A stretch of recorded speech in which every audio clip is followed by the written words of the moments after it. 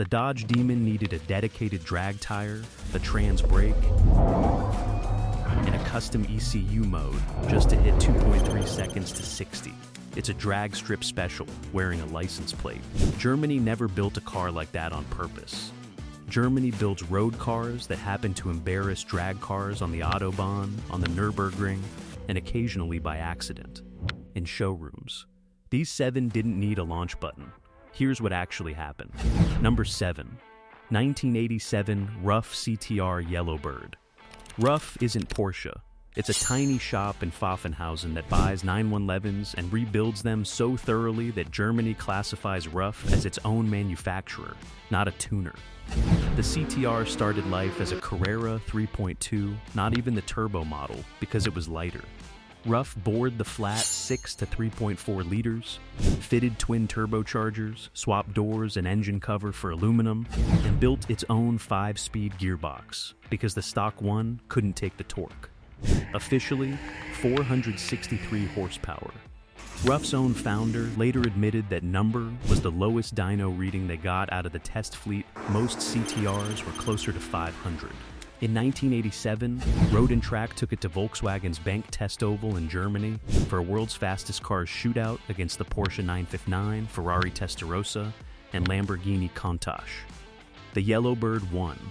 Top speed, 211 mph. Officially the fastest production car on Earth. 0-60 in roughly 3.6 seconds at a time when most supercars needed 5. Then it went to the Nürburgring and ran an 8-minute something lap that stood as the unofficial benchmark for serious performance cars for over a decade. Ferrari couldn't beat it for 10 years. A modified Porsche 911 did that not Stuttgart, a garage 40 minutes outside Munich. Number 6. 1996 BMW M3 GT E36. Before the M3 became a status symbol, it was BMW's homologation excuse. The GT was built in just 350 units, only for the UK, because BMW needed a road legal version to qualify a race package for the British Touring Car Championship.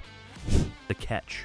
The GT's 3.2-liter straight 6 was tuned to 295 horsepower, 20 more than the standard Euro M3, using a higher compression ratio and individual throttle bodies BMW didn't bother offering anywhere else.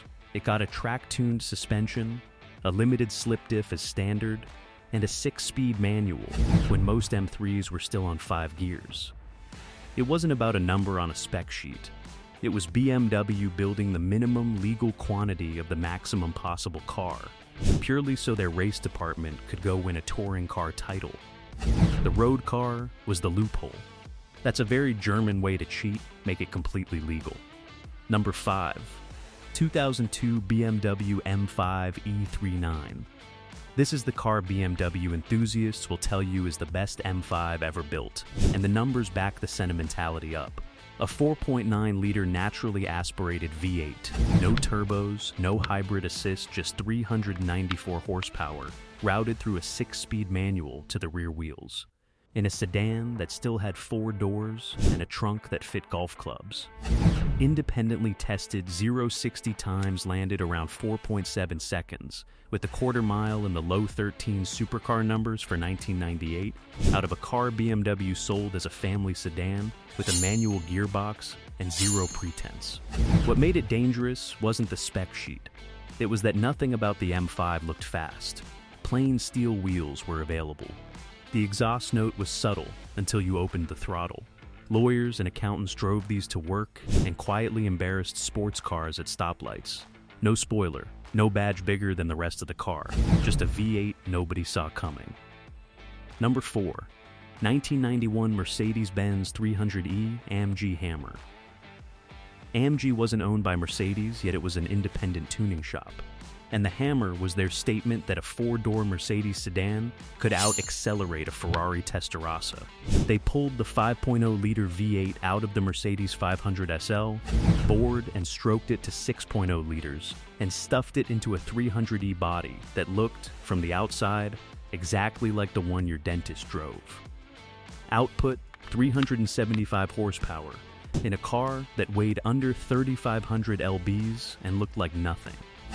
Road and Track clocked it from 0-60 in roughly 5.0 seconds, with a top speed north of 175 mph at a time when the actual Ferrari Testarossa ran a similar top speed and cost 4 times as much. AMG built fewer than 30 wagons and sedans to this exact spec. Mercedes was so impressed they bought a stake in AMG a few years later. The Hammer is the reason sleeper sedan became a category Germany has never stopped building. Number 3. 1999 Porsche 911 GT1 Strain version. Porsche needed to homologate a Le Mans race car, and the rules said they had to sell a street version. So they built exactly 2, 25 units, by some counts, depending how you classify the conversions, but functionally. This was a Le Mans prototype with license plates bolted on. The mid-mounted, twin-turbocharged 3.2-liter flat 6 produced 544 horsepower and was, mechanically, nearly identical to the car that finished first and second at Le Mans that same year. 0-60 came in around 3.9 seconds. Top speed exceeded 192 mph. It had a carbon fiber tub borrowed directly from the race program and an interior that Porsche barely bothered to finish, because nobody at Porsche actually expected anyone outside the factory to drive one on a public road. This is what homologation special means at its most literal. Porsche built a race car first, then was legally required to invent a road car to justify it, not the other way around. Number 2. 2025 Brabus Rocket 1001 of 25. Brabus took Mercedes-AMG's own flagship, the hybrid GT63 SE Performance, already an 831 horsepower car, and decided it wasn't enough. They bored the twin-turbo V8 out to 4. 5 liters, fitted a new crankshaft, new pistons, and new turbochargers, then left the factory electric motor alone and let the math do the rest. Combined output, 1,000 horsepower, and 342 lb-ft of torque, so much torque that Brabus had to electronically cap it at 1195 lb-ft just to keep the 9-speed gearbox from disintegrating. Independently verified runs, 0-60 in 2.6 seconds. Quarter mile underway before most cars finish their burnout. Top speed limited to 196 mph, and Brabus is only building 25. This is a 4-seat hybrid Grand Tourer with a trunk built by a German tuning house that ties hypercars to 60 mph using a drivetrain partially borrowed from a Mercedes you can option with rear massage seats. Number 1. 2022 BMW M5 CS. BMW's own engineers didn't expect this number. The M5 CS is a 4.9 second to 60 car on paper, according to BMW's official claim. Independent testing by Edmunds measured a 2.7 second 60 with a 1-foot rollout and a quarter mile in 10.80 seconds in a 4,100-pound, 4-door, 4-seat sedan with a trunk. That quarter mile time isn't fast for a sedan. It's faster than a 2024 Corvette Stingray.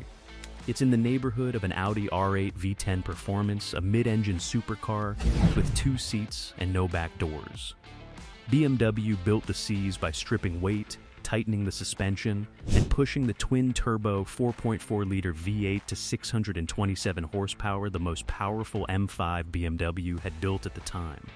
They didn't chase a number for marketing.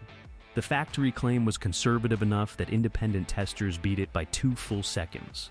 The Dodge Demon needed a Christmas tree, a prepped strip, and drag radials to run 2.3 seconds to 60. The M5 CS did 2.7 on a torn-up runway with 4 doors, full leather, and a sedan's worth of sound insulation, and then drove home afterward. That's the difference between a car built to win one number on one surface and a car built to be brutally fast everywhere, every day, by accident. Which one of these would you actually want in your garage? Drop it in the comments, and if you want more stories about cars that were faster than their reputation, subscribe for the next one.